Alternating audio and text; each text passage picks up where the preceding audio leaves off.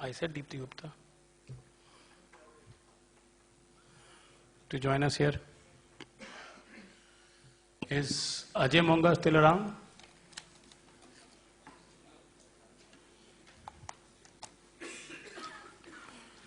So while Deepti is coming, Vijay, I would suggest you take over and start because it's already 5 o'clock. So in the meanwhile, while Deepti joins, this will be a brief session where we have 2 speakers. And I'm glad since morning we had about 9 or 10 speakers and that spoke their mind. And I'm happy at the end of the day that the deliberations are quite in line with whatever our organizers from the dais in the morning have spoke. Particularly Professor Chetan Vaidya has spoken certain things, outlining the requirements of and what the outcome could be expected. And I'm sure he would be very happy that most of the people who spoke is in line with that the people accept the fact that he has not talked about the entry-level qualification. The entry-level qualification need to be revisited. Most of the speakers feel that. And then the CDP needs to be organized. The continuing education programs or professional development programs need to be organized by the professional body or the COA, as the case may be. And most of the people also talked about, which Professor Vaidya did not touch upon and the speakers in the morning did not talk, is the restructuring of the architectural course into 3+2 module, which has been talked for a long time at various forums. And when there was a Professor Abero committee to review on the higher education, that committee also deliberated on this fact and come to a conclusion that this could be one of the options and that recommended. And then most pressing thing is the who could teach architecture in the schools of architecture and the requirement of PhDs for being appointing as associate professors and professors in the schools of architecture, and people from industry need to be given preferences. Like Mr. Balbir Verma, who is the president of the Indian Institute of Architects and representing Northern region in the Council of Architecture, has time and again stressed upon this need that the primary requirement should the people should be coming from practice to teach architecture rather than PhD. And PhD should be an alternative. Somebody is not having good enough practice and they have done PhDs, etc., then they should be given preferences. And that need to be seriously thought of because the architecture profession is related to what we construct and what we deliver. And it is not one specific subject. And then when we talk of architecture, architecture actually a combination and culmination of various streams of knowledge which culminates together to produce a good structure or a good building or a good built environment.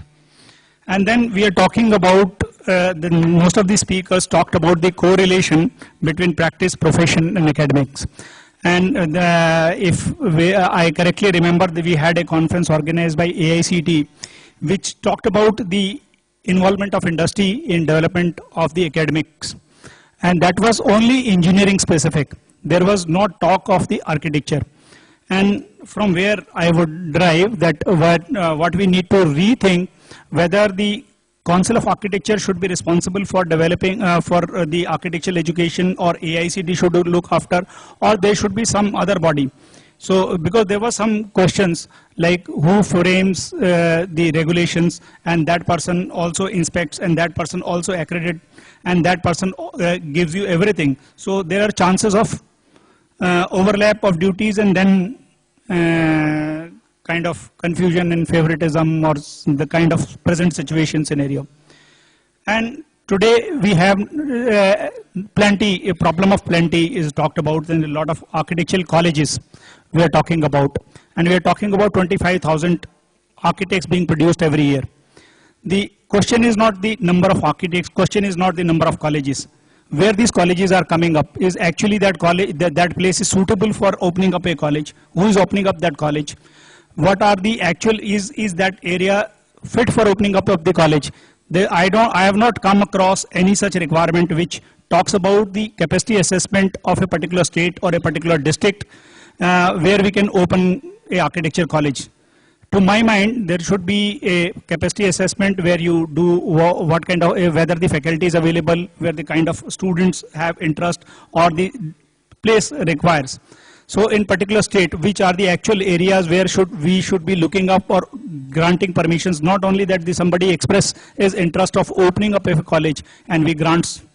And there should be a capacity building or capacity assessment of a particular place to assess the college, and we need to revisit the criteria for granting approvals for opening up new colleges.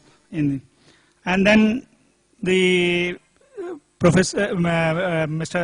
Romi Khosla talking about the weak professional body, which I would totally agree in today's scenario. The Institute of Architects does not enjoy that kind of respect among the government, and because we ourselves are not acting to the required level of professional behavior in terms of social responsibility, because we need to prove ourselves to be worthy of the attention of the society. We should need to be working for the betterment of the society. We should not be talking about ourselves. We should be talking about delivering a good society, and we should be working for people rather than working for a small interest of a client or some specific. And then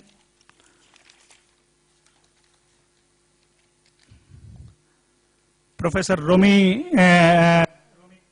also talked about collaboration between the RIBA and IIA, and I think that there are American Institute of Architects and other institutes also working, and I had an opportunity of interacting with the advice and the blessings of Mr.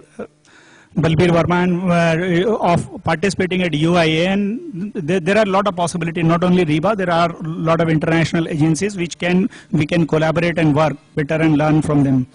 We actually need to work on that.